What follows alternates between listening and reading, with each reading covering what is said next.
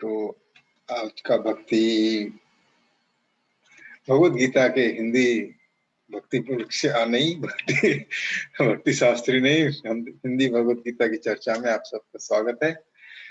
शुरू करने से पहले हम थोड़ा भगवान की गुणगान कर लेंगे, कीर्तन कर लेंगे, प्रार्थना कर लेंगे कि भगवान की वाणी सही समय पर सही शब्द निकले, ताकि मेरा भी शुद्धिकरण हो और जो कथा श्रवण कर रहे हैं उनका भी,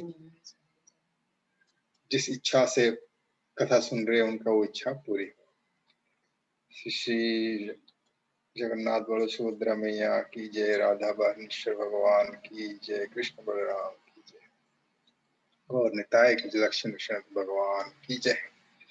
जय राधा माधव कुंज बिहारी,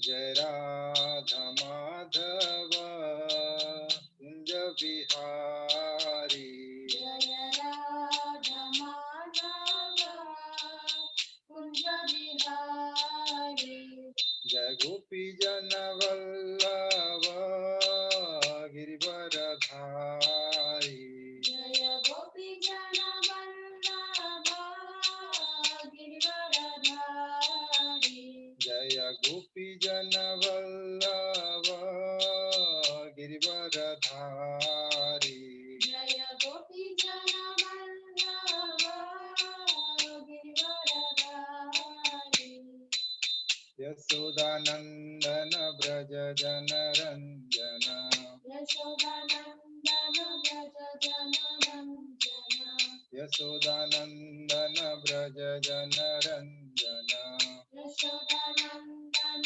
व्रज जन रंजन, यमुना तीर वनचारी, यमुना तीर वनचारी, यमुना तीर वनचारी, यमुना तीर वनचारी, जय राधा माधव कुंज बिहारी, जय राधा माधव कुंज बिहारी, जय श्री कृष्ण चैतन्य प्रभु नित्यानंद, श्री अद्वैत गदाधर शिवासादि गौर भक्त वृंद, जय श्री कृष्ण चैतन्य प्रभु नित्यानंद, श्री अद्वैत गदाधर शिवासादि गौर भक्त वृंद। हरे कृष्णा कृष्ण कृष्ण हरे हरे, हरे Ram Ram Ram Hare Hare, Hare Krishna, Krishna Krishna, Hare Hare, Hare Rama, Rama Rama, Hare Hare. हरे कृष्णा कृष्ण कृष्ण हरे हरे, हरे Ram Ram Ram Hare Hare, Hare Krishna, Krishna Krishna, Hare Hare, Hare Rama, Rama Rama, Hare Hare. हरे कृष्णा कृष्ण कृष्ण हरे हरे, हरे Ram Ram Ram Hare Hare, Hare Krishna, Krishna Krishna, Hare Hare, Hare Ram, Ram Hare Hare. जय Radha वरिणीश Radhe, Jai Radha Vrinisa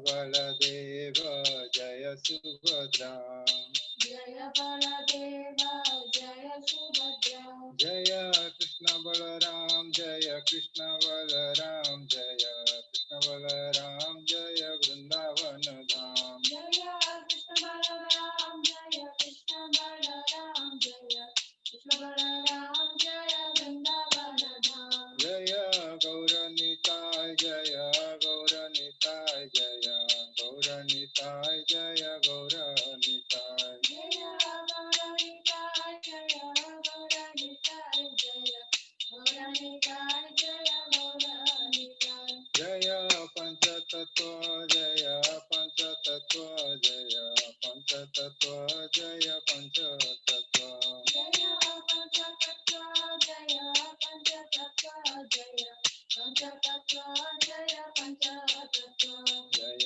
जय प्रभुपाद प्रभुपाद प्रभुपाद जय जय प्रभुपाद जय जय प्रभुपाद प्रभुपाद प्रभुपाद जय जय प्रभुपाद नमो विष्णुपाद परमहंस प्रभुजाचार्य अष्टोत्तर शतश्री श्रीमद् his divine grace Srila Bhaktivedanta Prabhupada की जय जय ओम विष्णुपाद परमहंस प्रभुजाचार्य अष्टोत्तर शतश्री श्रीमद् भक्ति सिद्धांत सरस्वती गोस्वामी महाराज प्रभुपाद की जय अनंत कोटि वैष्णववृंद की जय और विष्णुदास मिलती और विष्णुदास मिलती और विष्णुदास हरे कृष्णा भगवद गीता की इस सत्संग में आप सभी का स्वागत है। धन्यवाद करते हैं टेंपल मैनेजमेंट का जिन्होंने हमें ये अवसर दिया भगवान का गुणगान करने के लिए।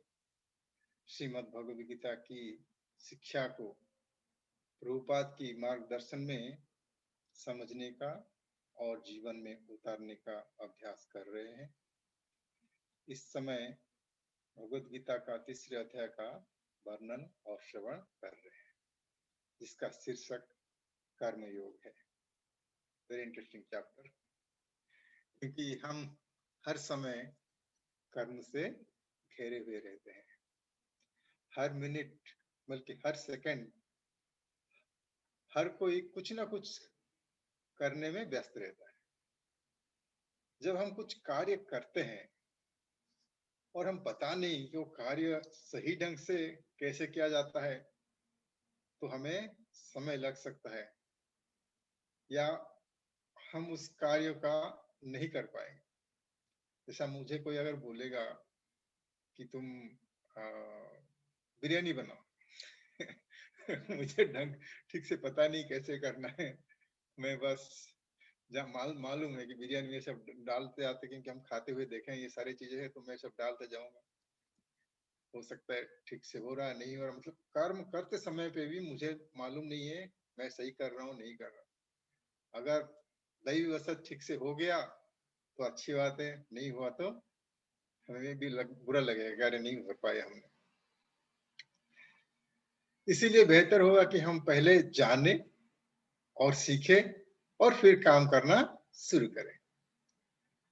इस तरह से जब हम कार्यों को करेंगे तो जल्दी भी कर पाएंगे और हमें संतुष्टि भी मिलेगा और हम सुधार या इम्प्रूवमेंट के लिए सोच भी सकते हैं।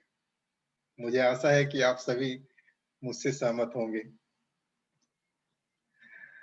और हम जब जीवन में क्या कर्म करना है जाने समझे और करे तो हमारा जीवन भी खुशी से भर जाएगा।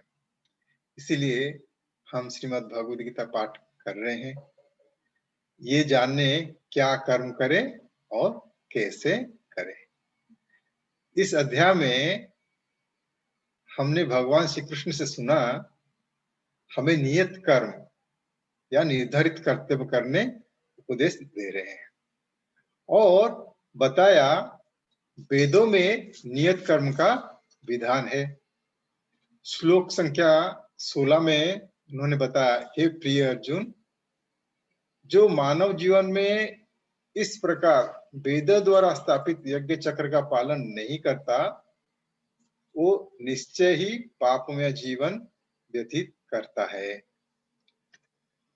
ऐसा व्यक्ति केवल इंद्रिय की तुष्टि के लिए व्यर्थ ही जीवित रहता है। अघायुर इंद्रियो राम मोघम पार्थ स जीवति। उसके परवर्ती श्लोक में भगवान तुरंत ही बताया, भक्तों के लिए ये नियम लागू नहीं होता। उसे वेदों में बताया हुआ यज्ञ चक्र का पालन करने की कोई जरूरत नहीं है। फिर भी वो पालन करता है। क्यों करता है? क्योंकि भगवान जब जब अवतरित होते हैं तब तब वो भी वेदों में बताए हुआ सारे नियत कर्म करते हैं। हमने 22 श्लोक जब चर्चा कर रहे थे तभी हमने देखा था भगवान क्या क्या करते थे। जब कृष्ण अवतार में वो ब्रह्म मुहूर्त में बिस्तर से उठ जाते थे, सुबह पवित्र जल से स्नान करते थे, अग्निहोत्र करते थे, गायत्री मंत्र का जाप करते थे, सूर्य देवता का जो विशेष प्रार्थनाएं करते थे, तर्पण प्रणाली का पालन करते थे, बुजुर्गों का चरण छूकर प्रणाम करते थे, ब्राह्मणों का दान में गाय देते थे। ये वेदों में जो सारे बताए बात चीज है, जो यज्ञ चक्र जो बताया क्या करना चाहिए क्या नहीं करना चाहिए, उसका पालन भगवान भी करते थे। क्यों करते थे? उसको भगवान श्लोक संख्या 23 में अर्जुन को बताते हैं। क्योंकि यदि मैं नियत कर्म का सावधानी पूर्वक ना करूं तो हे पार्थ, ये निश्चित है कि सारे मनुष्य मेरा पद का ही अनुगमन करेगा। इसलिए भगवान श्री कृष्ण अपने घर में तथा बाहर गृहस्थी का धर्म का आचरण करते रहे, जबकि तीनों लोकों में उनके लिए कोई भी कर्म नियत नहीं है, ना उन्हें किसी वस्तु का अभाव है और ना आवश्यकता ही है। ये जो अभी जो श्रृंखला चल रहा है उसमें जो अंतिम 3 श्लोक है भगवान श्री कृष्ण यही बता रहे हैं कि वे स्वयं वेदों में वर्णित क्रियाओं का क्यों कर रहे हैं। क्योंकि वेदों में बता हुआ यज्ञ चक्र का पालन करने की जरूरत नहीं होते हुए भी क्यों करते हैं। तो भगवान जब करते हैं तो भक्त भी उनका पालन करते हैं। आज के श्लोक में भगवान यही बता रहे हैं। आइए प्रवेश करते हैं आज के श्लोक में। उससे पहले भगवान को प्रार्थना कर लेते हैं, हमारे ऊपर कृपा करें, उनके वाणी को पढ़ सके, समझ सके और जीवन में उतार सके। ओम नमो भगवते वासुदेवाय। ओम नमो भगवते वासुदेवाय। ओम नमो भगवते वासुदेवाय। ओम ओम नमो नमो भगवते वासुदेवाय। ओम नमो भगवते वासुदेवाय। ओम नमो भगवते वासुदेवाय।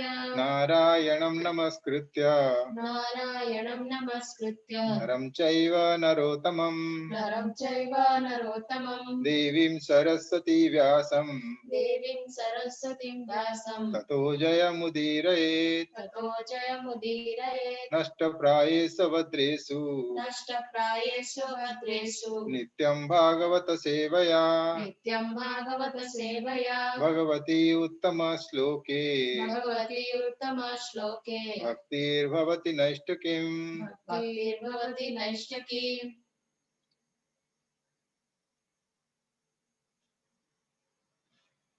सो आज हम श्लोक संख्या अध्याय 3 का श्लोक संख्या 25 में हम प्रवेश करेंगे। हरे कृष्णा। प्रभु जी शेयर कर चुके हैं तो हम पढ़ सकते हैं अभी श्लोक संख्या।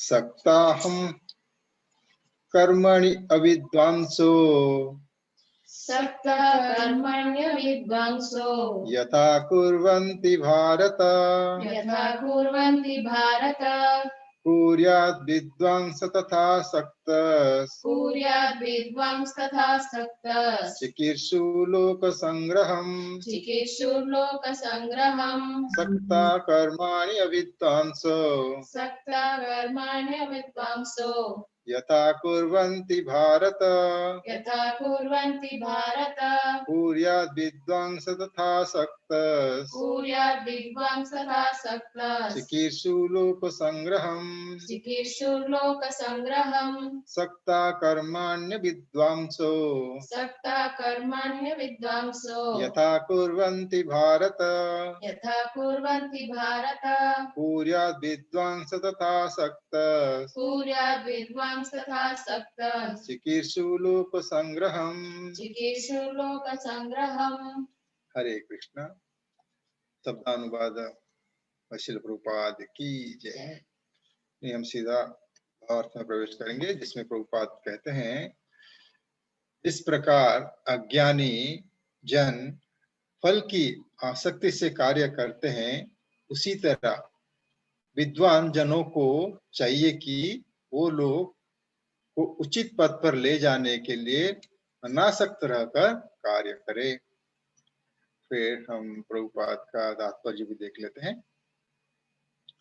एक कृष्ण भावना भावित मनुष्य तथा कृष्ण भावना विहीन व्यक्ति में केवल इच्छाओं का भेद होता है।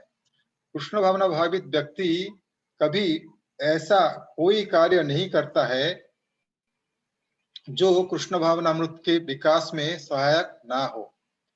यहाँ तक कि वो उस अज्ञानी पुरुष की तरह कर्म कर सकता है जो भौतिक कार्यों में अत्यधिक आसक्त रहता है, किंतु इनमें से एक ऐसा कार्य अपनी इंद्रिय तृप्ति के लिए करता है, जबकि दूसरा कृष्ण की तुष्टि के लिए।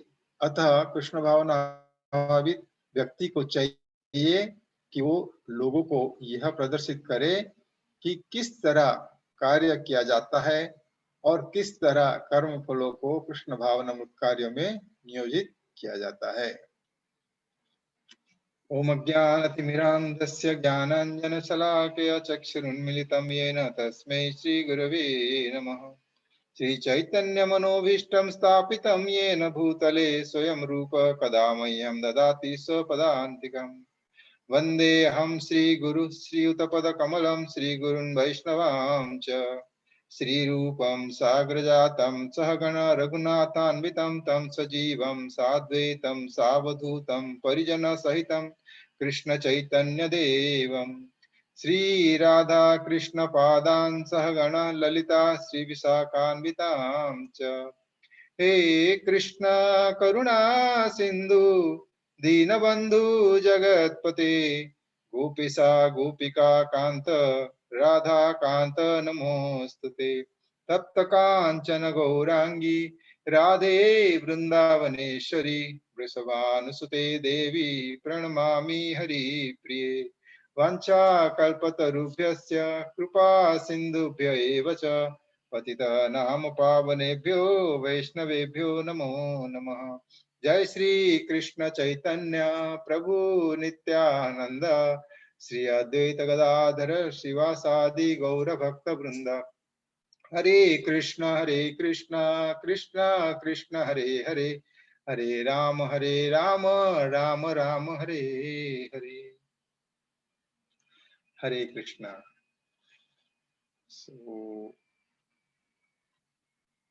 अध्यक्ष बेटा, आप फिर से थोड़ा सा शेयर कर दीजिएगा वो तात्पर्य को।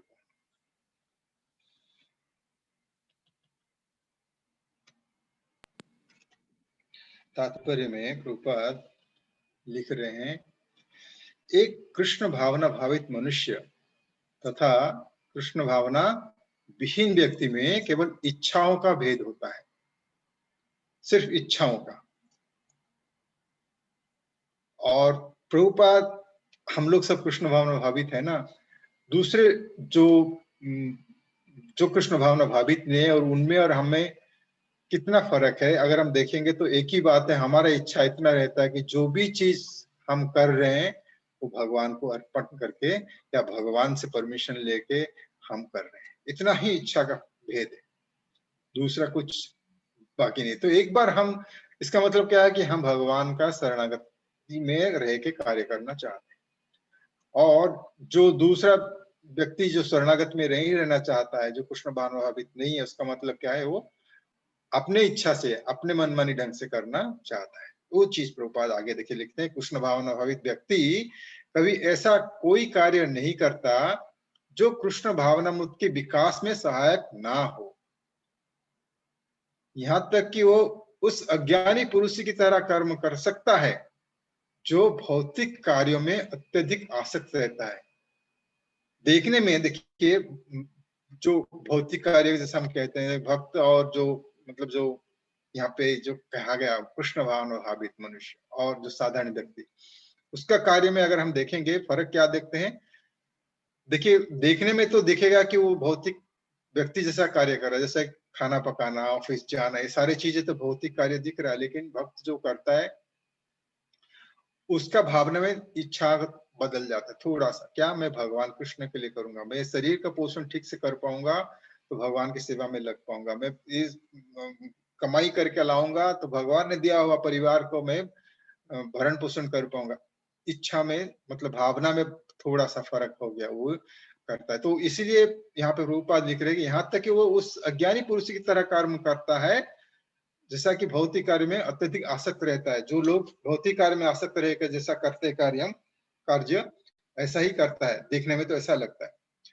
किंतु इनमें से एक ऐसे कार्य अपने इंद्रिय तृप्ति के लिए करता है। कौन? जो कृष्ण भावनाभावित नहीं है, वो इंद्रिय तृप्ति के लिए सिर्फ करता है। जबकि दूसरा जो कृष्ण भावनाभावित है वो कृष्ण की तुष्टि के लिए करता है। तो ये हम अपना जीवन में भी देख सकते हैं कि हम इस तरह से अपना जीवन को निर्वाह करना चाहिए। और बाकी को हम उत्साह भी, जैसा कि हम अभी दामोदर का महीना था उसमें भी भगवान को सेवा में लोगों को लगा रहे थे, क्योंकि वो इच्छा खुशी से करे या नहीं तो भी आप, क्योंकि वो लोग जो श्रद्धा है आपके ऊपर इसलिए आप जा रहे हैं उनके घर में, तो वो लोग उसके लिए करे, जो भी कारण से करे, लेकिन भगवान का सेवा में उनको हम लगाते हैं। तो प्रभुपाद वही बता रहे हैं यहाँ पे कि अतः कृष्ण भावना भावित व्यक्ति को चाहिए कि वो लोगों को यह प्रदर्शित करे कि किस तरह कार्य किया जाता है और किस तरह कर्म फल को कृष्ण भावना कार्यों में नियोजित किया जाता है। तो ये हो गया कि जो भगवान से जुड़े हुए हैं, जो इंद्रिय तृप्ति के प्रति आसक्त नहीं है, वो उनका वो जो कार्य करते हैं वो उनको नियत कर्म करने की जरूरत नहीं होते हुए भी इसी कारण से वो करते कि ताकि जो व्यक्ति अज्ञान में है वो कम से कम भगवान की, क्योंकि इससे सबसे बढ़िया चीज है कि अगर जीवन में हम किसी का उन्नति चाहते, हम किसी को मंगलमय पथ पर लाना चाहते, तो उसको कुछ ना कुछ भगवान का सेवा में लगा दे। तो क्या हो जाता है कि वो भगवान की सेवा करने के कारण भगवान की कृपा दृष्टि उसके ऊपर आ जाता है, और उससे भगवान की सेवा के प्रति उसका भी आकृष्ट हो जाता है। और तो उस तरह से जो है आहिस्ते आहिस्ते आहिस्ते वो कृष्ण भावनामृत जो भावनामृत के जो तरफ वो अग्रसर करता है और फिर जुड़ जाता है, भक्तों के साथ जुड़ जाता है। तो ये था प्रभुपाद का जो तात्पर्य। और हम थोड़ा सा फिर श्लोक का जो देखेंगे, जो भगवान बता रहे हैं कि सक्ता मतलब जो आसक्त है, सक्ता कर्माणि अविद्वांसो, सो मतलब जो आसक्त है वो कैसा करता है, कार्य कैसा करता है, क्यों करता है। तो भगवान किसको सक्ता बोल रहे हैं, तो उसको समझने के लिए पहला हमको ये देखना पड़ेगा कि कितने प्रकार के लोग हम देख सकते हैं। आज की समाज में हम देख सकते हैं कि कुछ लोग भगवान को मानते हैं, जो नहीं मानते उनके बारे में तो अलग है, उनको तो समझने के लिए हम नहीं जाएंगे। अभी इस श्लोक के माध्यम से हम इतना देखेंगे कि जो लोग भगवान को मानते हैं, जो भगवत गीता को मानते हैं, जो शास्त्रों को मानते हैं कम से कम, तो उनके बारे में तो वो लोग क्या करते हैं कि वो लोग बोलते हैं कि भाई नहीं, देखो हमने शास्त्र समझ गया कि हमको अच्छे कर्म करना है, हमको मंदिर जाने की आवश्यकता नहीं, मंदिर में लोग कौन जाता है? जो जो जिसके पास कुछ आवश्यकता है वो जाता, क्योंकि यही पिक्चर में हम देखते, सिनेमा में देखते हैं और कि सब जगह देखते हैं कि लोग जाके मांगते रहते, तो उनको लगता है कि जो जिसके पास कुछ कमी है वो मंदिर जाते हैं, जिनको भगवान को मांगते हैं। और बाकी मंदिर जाने का जो असली आवश्यकता क्या है, वो पिक्चर के माध्यम से, पिक्चर देख देख के लोगों का मति भ्रम हो गया है। वो लोग यही सोचते हैं कि मंदिर में जो जिसको कोई आवश्यकता है वही लोग जाते हैं, और इसके लिए वो क्या कहते हैं, मंदिर में कोई जो कार्यक्रम है उसमें भाग लेना वो पसंद नहीं करते। वो कहते हैं हम कर्म में विश्वास रखते हैं और अच्छे कर्म करते हैं, हम किसी का बुरा नहीं सोचते, किसी का बुरा नहीं करते। इसका मतलब क्या है कि हम अच्छे कर्म कर रहे हैं, हम किसी का बुरा नहीं कर रहे, तो हमारे साथ भी बुरा नहीं होगा। और समाज के कल्याण के लिए काम करते हैं। क्या काम करते हैं? कभी किसी को कुछ दान दे दिया, तो इस तरह से कुछ कल्याण करते हैं। तो इनका मन में यही है कि हम सब अच्छे कार्य करते हैं तो हमारे साथ कुछ बुरा नहीं होगा, और उनका यही है कि हम प्रेम से और शांति से रहना चाहते हैं। अगर इसका गहरी अर्थ आप देखेंगे तो यही है कि हमारा जीवन में कोई भी तप नहीं आएगा, ताप नहीं आएगा। तप नहीं मतलब कोई डिफिकल्टीज नहीं आएगा, क्योंकि हम अच्छे कार्य कर रहे हैं, हम किसी को बुरा नहीं चाहते, तो हमारे जीवन में बुरा नहीं आएगा। और बुरा जो नहीं आएगा मतलब क्या है कि बुरा कब होता है? जब कोई चीज, लोग किसको बुरा कहते हैं? जब हमारा इंद्रिय तृप्ति को, सुख में कई बाधा पड़ जाता है तो वो उसको बुरा माना जाता है।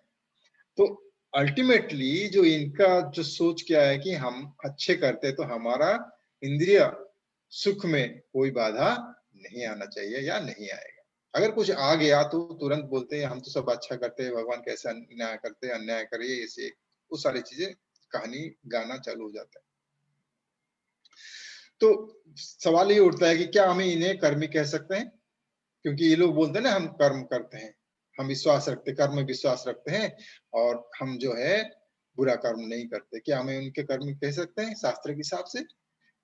हो सकता है, अगर वो समाज कल्याण के लिए वेदों में बताया हुआ गया यज्ञ चक्र का पालन करते, वरना नहीं। ज्यादातर अपनी मनमानी ढंग से समाज कल्याण की कार्य करते हैं, जिसका विपरीत केवल समाज के में अनुभव हम कर सकते हैं। इसीलिए ये विकर्मी कहलाता है, ये कर्मी नहीं है। खुद को और समाज को हानि ही पहुंचाते हैं। आप समझ सकते हैं, आप जानते हैं कि बहुत सारे स्टेट में जो है 1 रुपया में चावल देते हैं। इसका फल क्या है होता है, इसको अगर मतलब चर्चा करेंगे तो देखेंगे कि भाई ये समाज के को कोई मतलब नुकसान ही पहुंचाता है। हम उसका अंदर नहीं जाएंगे, लेकिन जस्ट एग्जाम्पल की तरह में बता रहा था। और कुछ लोग जो है मंदिर तो जाते हैं, सिर्फ मंदिर जाते नहीं, दान दक्षिणा भी देते हैं, हर उत्सव त्योहार में भाग लेते हैं, यहाँ तक कि सात्विक आहार को ग्रहण करते हैं, गीता भागवत आदि पाठ करते हैं। लेकिन भावना क्या है? वही हमारी जीवन में कोई ताप ना हो, हमारी इंद्रिय सुख में कोई बाधा ना आए। क्या ये भक्त है? तो डेफिनेशन के हिसाब से हो सकता है भक्त है, क्योंकि भगवान ये बोले ना, चैतन्य महाप्रभु तो ये बोले कि कोई एक बार भी हरि नाम लिया तो वो भक्त है। तो उस हिसाब से तो भक्त कहला जा सकते हैं। लेकिन भगवान इन सभी को ही सकता कह रहे हैं, क्योंकि ये लोग आसक्त हैं। किसके प्रति? इंद्रिय तृप्ति की कार्य प्रति ये लोग आसक्त हैं। इन सभी को सकता भगवान इस श्लोक में बता रहे हैं। इन सभी का जो सारे कार्य जो है करने का उद्देश्य केवल एक ही है कि इंद्रिय सुख में कोई बाधा ना आए। अगर इंद्रिय सुख में बाधा आ गई, सब कुछ छोड़ के अपने मनमानी ढंग से कार्य करेंगे, खुद को और समाज को हानि पहुंचाएंगे। इसलिए भगवान इन्हें अविद्वांस बोलते हैं। अज्ञानी कहा, मूर्ख नहीं कहा, दोनों में थोड़ा सा फर्क है। क्या मूर्ख जो है वो जानता ही नहीं क्या है, कैसा करना है। अज्ञानी जो है उसको पूर्ण ज्ञान नहीं है, थोड़ा बहुत ज्ञान है, लेकिन इंद्रिय सुख में जब बाधा पड़ते हैं तो सारे ज्ञान लुप्त हो जाती है, अज्ञानी बन जाते, पूरी तरह से अज्ञानी बन जाते। इनके सारी कार्य इंद्रिय सुख केंद्रित है। ये है सक्ता, सक्ता कर्माणि अविद्याम। अब हम दूसरे भाग को देखेंगे, जो भगवान कहते हैं जो विद्वान है, कुर्यात विद्वान तथा असक्त। मतलब जो बुद्धिमान है तो वो क्या करते हैं, उसी तरह विद्वान जनों को चाहिए कि वो अनासक्त रहकर कार्य करे। पहला भाग में कार्य करने की उद्देश्य इंद्रिय भोग था, और इस भाग में जो भगवान से जुड़ा हुआ है, कृष्ण भावना भावित व्यक्ति, उसका लक्ष्य केवल कृष्ण की सुख की चिंता। तो जो भी कार्य वो करता है उसमें सोचता है इसमें भगवान कृष्ण की सुख होगा क्या। ये नहीं कि बस भगवान के 1.5 घंटा हमने सुबह भगवान को दे दिया, अभी थोड़ा जाके अपने अपने जो इंद्रिय सुख के लिए कार्य करे, ऐसा नहीं। वो फिर पहला कैटेगरी में ही आ जाता है, भक्तों या कृष्ण भावना भावित में नहीं आएगा।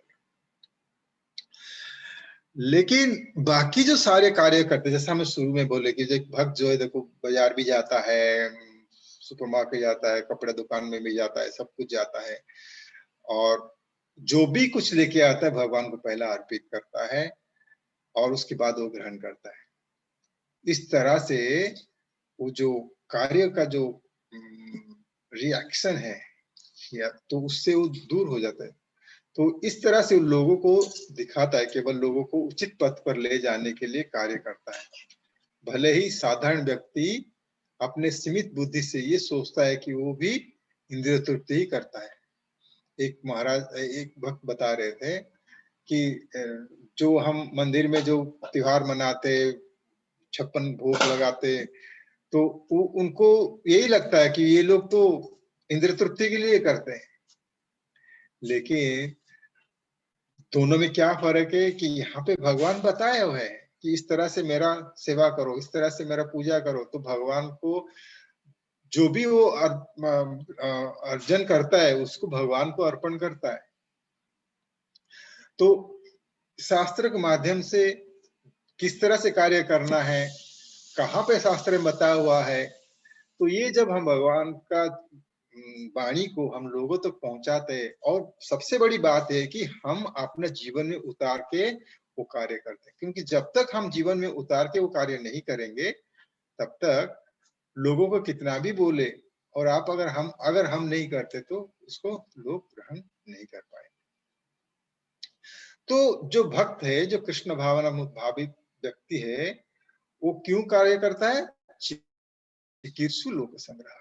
जैसा भगवान ने पहले बताया कि अगर मैं नहीं करूंगा तो लोग मुझे अपना जो जैसा बोलते हैं, हम कहते हैं ना, अंग्रेजी में बोलते हैं कि रोल मॉडल, तो इस तरह से वो अपना इसको वो चालू कर देंगे। तो मैं इसका एग्जाम्पल में हमारा गुरु महाराज का ही उदाहरण लूंगा। देखिए, गुरु महाराज जय पताका स्वामी जो है, हम सभी जानते हैं उनकी शारीरिक स्थिति भी क्या है। कुछ लोग ये भी जानते होंगे कि उनकी आध्यात्मिक स्थिति क्या है। श्रील प्रभुपाद ने उल्लेख किया था कि वो श्री चैतन्य महाप्रभु के सहयोगी में से एक है, दोनों भी स्थिति में। जैसा कि उनका शारीरिक स्थिति अभी उतना अच्छे नहीं है, दूसरा जो है कि वो चैतन्य महाप्रभु की सहयोगी है। दोनों स्थिति में गुरु महाराज को कुछ करने की आवश्यकता नहीं है। पहले भी गुरु महाराज को भक्त लोग बोल रहे थे कि अभी आपका शरीर ठीक नहीं है, आप मायापुर में रहिए, कहीं जाने की आवश्यकता नहीं है, और यहीं से आप जो भी करना है कीजिए। लेकिन फिर भी गुरु महाराज बोलते नहीं, मुझे श्रील प्रभुपाद के कार्य में, प्रचार में जाना है। स्थिति में भी वो जाना चाहते हैं। और सिर्फ उतना नहीं है, वो क्या कहते हैं, सुबह उठते एक साधन रत भक्ति की तरह सारे नियम का पालन करते हैं। जो नियत कर्म रहता है भक्तों के लिए वो सारे पालन करते हैं। जिस तरह की एक साधनारत जो मतलब साधन भक्ति में जो है वो लोग जैसा करते हैं उस तरह से वो करते हैं। और यहाँ तक कि शरीर के इसी अवस्था में भी वो दामोदर महीने की अंत में भीष्म पंचक करते आ रहे हैं। हमें कठिन लग रहा है, हम नहीं कर पाते, लेकिन वो करते हैं। क्यों करते हैं? क्या उनको जरूरत है? वो ये सब इसलिए करते हैं कि हमें सिखाने के लिए और हमें प्रोत्साहन देने के लिए कि जब उनके निर्देश में हम कार्य करते हैं तो हम अपने आप को उत्थान करते हैं, साथ साथ हम भी समाज के लिए एक उदाहरण बन जाते हैं।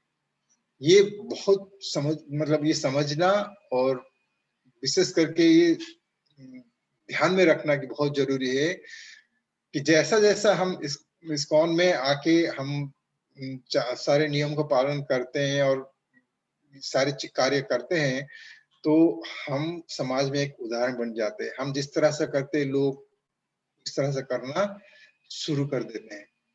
इसीलिए हमें उसके प्रति ध्यान रखना चाहिए। और दूसरा चीज है कि हम इससे हमारा गुरु महाराज का भी प्रतिबिंब हम है। हम जैसा करेंगे ऐसा ही लोग सोचेंगे इनका गुरु भी ऐसा ही इनको सिखाया होगा, इस तरह से काम कर रहे हैं। तो इसलिए हमें थोड़ा सावधानी से कार्य करना चाहिए। और गुरु महाराज का बताया हुआ या गुरु महाराज का जो दिया हुआ जो निर्देश है उस तरह से जब हम कार्य करते हैं, हम कल जो हम विकर्मी थे या कर्मी थे जो भी है, तो हम वो एक कर्मी से कर्म योगी बन जाते हैं, हम एक कर्मी से भक्ति योगी बन जाते हैं। ये तो हमारे श्रद्धा के ऊपर निर्भर करता है, हम कितना ग्रहण करते हैं और जीवन में उतारते हैं। क्योंकि गुरु महाराज का निर्देश तो, श्रील प्रभुपाद का भी निर्देश तो सबके लिए है। गुरु महाराज मतलब गुरु वृंद हमारा, सिर्फ गुरु महाराज ने हमारा जो भी इस्कॉन में जितना गुरु वृंद है और जितना भी ब्रह्मचारी है, इनके सारे कथन आपको तो इस्कॉन डिजायर ट्री में मिल ही जाता है। और इसमें से हर कोई सीख सकता है, लेकिन विशेष करके हम जब गुरु से जुड़ जाते हैं, उनकी कृपा हमारे ऊपर बरसता है तो हमें आसान हो जाता है करने के लिए। और उसका अनुभव हम करके हम अपना जीवन में, अगर हम भगवत गीता में और भागवत में जो भी सुनते हैं, जो भी हम पढ़ते हैं, उसको उतारने के लिए कोशिश करते हैं, तो इससे हमारा जीवन जो है खुशी से भर जाता है। और कल जो भी हमारे साथ थे, कल जो लोग हमारा विरोध कर रहे थे, वो लोग भी देखते कि जो इतना कार्य वो कर रहे हैं, मतलब वो देखते हैं कि हमारा जीवन में वो इतना विरोध करने के बावजूद भी हम खड़े हुए हैं और भगवत गीता के मार्ग से हम चल रहे हैं। और उससे हमारा जो मुख पर खुशी का जो उज्जवल झलक देखते हैं, तो उनको भी मतलब प्रेरणा मिलती है कि चलो कुछ तो करें। और उसका जब ऐसा ही भावना उनको मन में आए तो वो भगवान उनको सेवा का मौका दे देते और फिर वो लोग जुड़ जाते। तो आज के श्लोक में भगवान श्री कृष्ण ने अर्जुन के माध्यम से हमें इंद्रिय सुख प्रति अनासक्त होकर अपनी नियत कर्म करने की सलाह दे रहे हैं। पिछले श्लोक में भी भगवान ने बताया कि नियत कर्म नहीं करने से वर्ण संकर उत्पन्न करने के लिए जिम्मेदार होंगे। खैर, तो ये तो साधारण व्यक्ति जो इंद्रिय सुख में लगे हैं उनके लिए ये सारे नियत कर्म, जो मतलब जैसा कि हमने बोले, भगवान ने भी बताया, हमने चर्चा की कि जो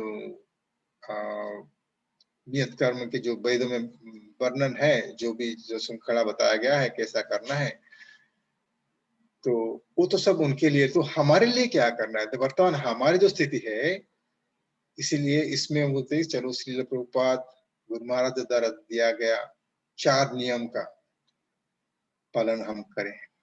औपचारिकता रूप में नहीं, विधिवत रूप में पालन करें और भगवत गीता और भागवतम में ध्यान पूर्वक पठन करें और पठन श्रवण यही हमारे नियत कर्म है। भगवान बार बार भागवत में यही कहते हैं कि भागवत सुनना ही भक्ति है।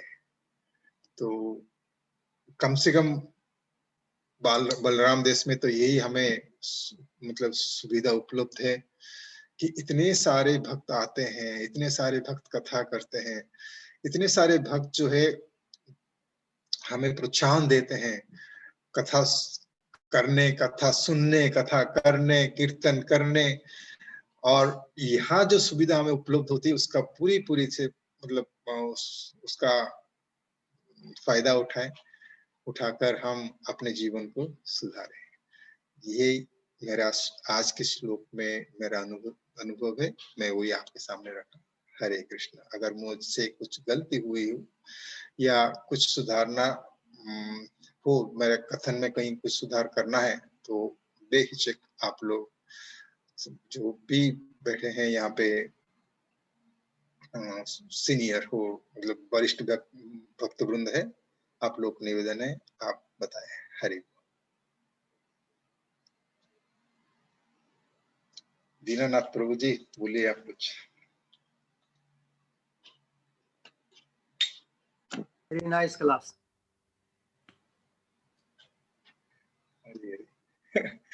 कुछ जोड़ी है ना, आपके मुख से सुनने बहुत मधुर लगता है।